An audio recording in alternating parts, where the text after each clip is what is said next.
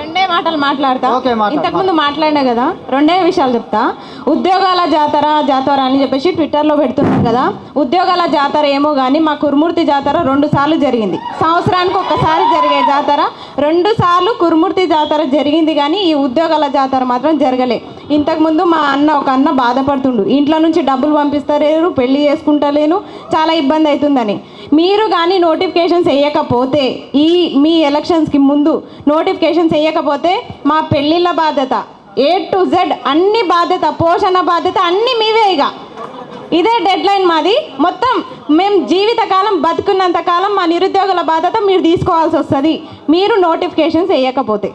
అంతే. ఈ 2 విషయాలు నేను మర్చిపోయినా, అందుకే చెప్పాల్సి వచ్చింది. అన్న చిన్న రిక్వెస్ట్ అన్న, ఇప్పుడు రెండే విషయాలు మర్చిపోయి చెప్తాను. ఇప్పుడు నోటిఫికేషన్ ఇచ్చినప్పుడు తక్కువ పోస్టులు ఉన్నప్పుడు రోస్టర్ అనేది ఎక్కడ కట్ అయింది అనేది చాలామందికి డౌట్ ఉంటుంది. ఫర్ ఎగ్జాంపుల్ మొన్న డిఎస్సి వచ్చినప్పుడు 3 పోస్టులు ఉన్న వాళ్ళు ఇప్పుడు బీసీలు ఉండంటే బీసీఏ BCDE అని ఉంటున్నారు కదా, అది ఎక్కడ వరకు కట్ అయింది అనేది తెలియదు. ఆ ఉన్న 2 పోస్టులు 3 పోస్టులు ఎవరికి వస్తున్నాయో ఎవరికి పోతున్నాయో తెలియదు. అంటే ఇవన్నీ తెలియాలంటే నోటిఫికేషన్ అయిపోయిన తర్వాత దీనికి సంబంధించినటువంటి డీటెయిల్స్ అనేటివి రోస్టర్ అనేది పబ్లిక్ డొమైన్లో అంటే ప్రభుత్వ వెబ్సైట్లో పొందుపరచాలి. ఇంకోటి ఏంటంటే ఏదైనా ఎగ్జామ్ పేపర్ రాసినప్పుడు ఇంగ్లీష్ మీడియాని ప్రామాణికంగా తీసుకుంటున్నారు.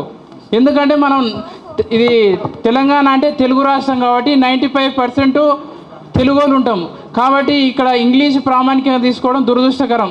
దానివల్ల ఇంగ్లీష్ ప్రామాణికంగా తీసుకోవడం వల్ల కొన్ని పేపర్లలో తెలుగులో అంటే తప్పులు పడ్డాయి, దాన్ని మార్చడం వల్ల దానివల్ల జాబులు కోల్పోయిన వాళ్ళు ఉన్నారు. ఇంకోటి ఏంటంటే గ్రూప్ 1లో కూడా నిన్న మొన్న ఇది తెలుగు మీడియం రాసిన వాళ్ళకి అన్యాయం జరిగింది. ఎందుకంటే వాళ్ళు చదువుకున్నప్పుడు తెలుగు మీడియం ఉన్నది, ఇప్పుడు ఇంగ్లీష్ మీడియం ఉండవచ్చు. ప్రభుత్వం నీది మొత్తం మంచిగా ఉన్నది, నీది ఒక పేపర్ మీద నాకు ఈ మయ కానీ నేను చెప్తా.